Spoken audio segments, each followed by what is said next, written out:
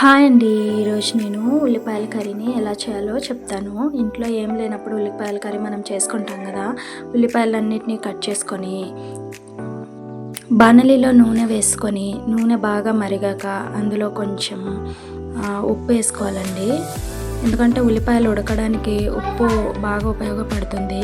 అందుకని అందులో కొంచెం మళ్ళీ పోపు దినుసులు కూడా వేసుకోవాలి. తర్వాత మనం కట్ చేసుకున్న ఉల్లిపాయలన్నిటినీ అందులో వేసి చక్కగా దాన్ని ఉడకబెట్టుకోవాలి.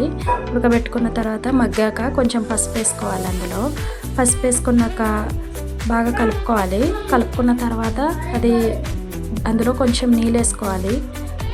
నీళ్ళు వేసుకున్న తర్వాత అందులోనే కొంచెం కారం వేసుకోవాలండి. కారం వేసుకొని చక్కగా కలుపుకోవాలి.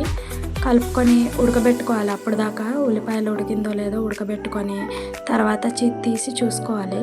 తర్వాత చింతపండు రసం వేసుకోవాలండి. చూసుకున్న తర్వాత చింతపండు రసం చూసాక మళ్ళీ దానికి కొంచెం మగ్గబెట్టుకోవాలండి.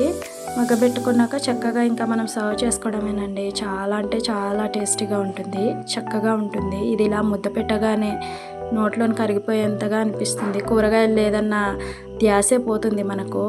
ఈ వీడియో మీకు నచ్చితే లైక్, షేర్, సబ్స్క్రైబ్ చేయండి ప్లీజ్.